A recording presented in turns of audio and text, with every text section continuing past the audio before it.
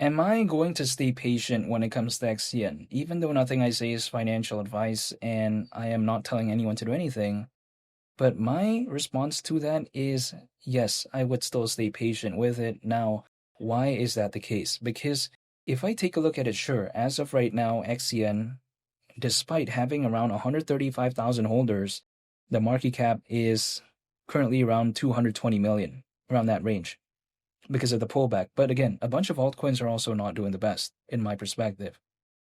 But here's the thing. Back in early 2025, near the end of 2024, I did not mind at that time, right? Dollar cost averaging into XCN at below $100 million in terms of market cap. So if for whatever reason XCN goes lower, if I didn't actually mind back then, I don't know why I would mind if it hypothetically maybe went lower than what it is as of right now. Not to say that it's a good feeling though. Personally, in my perspective as well, people like to say, oh, altcoins are not doing the best as of right now. But here's the thing, it's not only just XCN. It's generally speaking, altcoins are having a pullback, right? So if let's say a bunch of things are having a pullback, what I focus on is the projects that have actual fundamentals, in my opinion, which is why when it comes to the payments and global trade and finance space, it is a market that I focus on. But here's the thing. If we take a look at that space right there, projects within that space, again, that have below $2 billion in market cap, but still have pretty decent popularity, I think there's pretty much hypothetically five that I can think of. And first of all, I think the most popular one arguably is XDC. And in no specific order, I also take a look at something like ZBCN, or should I say Civic, which has an aspect of Solana. But then also on top of that, I take a look at XPR, SwiftCoin, and also something like Onyx, or should I say XCN, which of course we're talking about currently. Like five projects within that space in the criteria of below a $2 billion market cap that are pretty popular. Like that's not that many, in my opinion. Like that's not 30, 40, 50. No, it's just arguably five, I think, hypothetically currently within that specific, again, criteria that I mentioned before. So if I take a look at something like that, if let's say for whatever reason the market picks up again in terms of altcoins, and let's say there's that kind of attention for the payments and global trade and finance space, if in that specific criteria I mentioned before, again, projects that have below $2 billion in market cap but still have a pretty okay following in terms of popularity, and again, there's just not that many to begin with, I feel like the attention might not be spread too thin, right? In other sectors out there, if there's like 20 or 30 compelling options, maybe it's going to be different. It's going to be spread out a little bit more. But in this case, I just don't see that many projects actually that are that compelling in terms of just my perspective within, again, that below $2 billion market cap range in the space of payments and global trade and finance. There just simply isn't that many for whatever reason, right? But yeah, that's just my point of view. So if I take a look at something like that, I am just not in the mindset of giving up on Onyx. That's my perspective. Now, some people may be wondering, okay, what is a situation in which I would not believe in it anymore? Now, a situation like that is, for instance, let's say the whole space is having an altcoin season, and for whatever reason, the team, when it comes to Onyx, gave up. I'm not saying that is the case, but I'm saying in this make-believe scenario, if that is the case, and let's say that's the only one that's not doing good, or let's say not the only one, I should say, if it's one of those ones that aren't doing good at that moment in time, then yes, if that is the situation right there, again, the team, let's say, gave up, there's an altcoin season, but XCN is still not doing good, then that's a moment where I'd be like, okay, I would actually at that point stop believing in Onyx, or should I say XCN. I mean, that would be the case, actually. But as long as I haven't seen that, I'm not gonna give up. This is my perspective. Now, who knows if that's ever gonna happen, but I'm saying, in a make-believe scenario, if that did happen, then yes, I would stop believing in this. But if it hasn't, then the answer would be no. Then I would not give up on it. But this is, again, just my interpretation when it comes to this.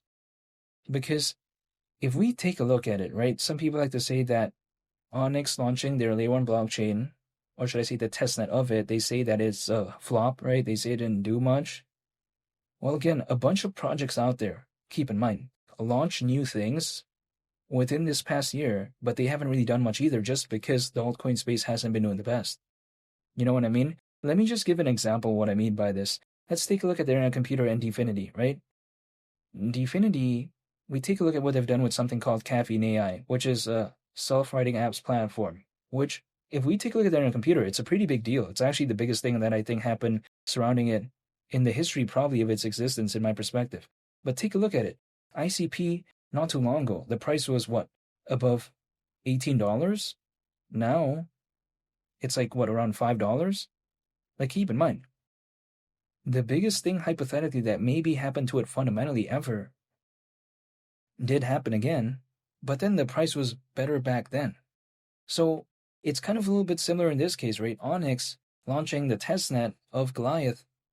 I think that's the biggest thing that's happened to it so far. Maybe it might not be as revolutionary, probably, as something like Caffeine AI, which I take a look at in the case of the Internet Computer and Dfinity, which is a totally different subject, but I'm saying, if that is the case, right? Again, both projects launching pretty massive things, relatively speaking, for their respective kind of existence as a project, but then both of them still had a better price before that kind of became a big deal. Like, again, the things that happened to it fundamentally. Like, I think that kind of showcases that, again, in this altcoin space as of right now, if a project does something amazing, even though it does that, in some cases, it won't really matter, or it won't really translate to the price if the altcoin space isn't doing the best.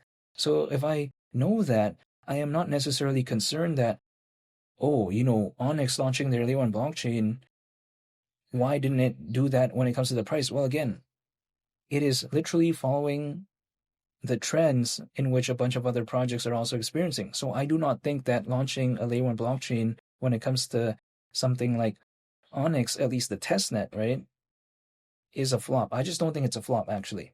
This is my perspective. If, let's say, there was an altcoin season and they did that, and let's say it didn't do much, then yeah, it is a flop, probably. But even at that point, right, it may be a flop in terms of affecting the hypothetical price, maybe, but in terms of fundamentals, I don't think so, because if a project wants to survive in the long term, I think that sometimes it needs good fundamentals. So, in my point of view, it might be a flop if, let's say, there was an altcoin season and didn't really do much, but in terms of fundamentals, not really. And keep in mind, they're even waiting for the mainnet launch, right, in Q1 of next year. So if, let's say, the market does pick up again, and let's say, the altcoin space maybe does better, who knows, and they do launch that mainnet, would it be a flop then? I don't know, but I'm saying it wouldn't surprise me if it wasn't. But you know what? Only time will tell. When it comes to Onyx, I get it.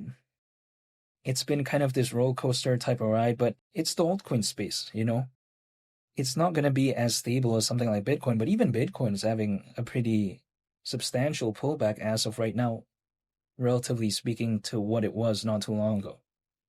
But I'm saying, so it's just kind of the space overall. What can I do about it? Personally, for me, though, I have no control over the market in any way whatsoever. The only thing I can do is control myself, which is why I'm just dollar cost averaging once a month, and that's pretty much about it. But then beyond that, I can't really do anything. So, yeah, I mean, what can I do about it, right? When it comes to this space, I can't go back in time. I can't do anything about that. The only thing I can do is the present, that's it. So, personally for me, I'm just still staying patient. And I want to say thank you for watching. I greatly appreciate it. I hope you all have a nice day. It's Billy the Captain, and I'll catch you all on the next one. I'm out. Peace. Bye.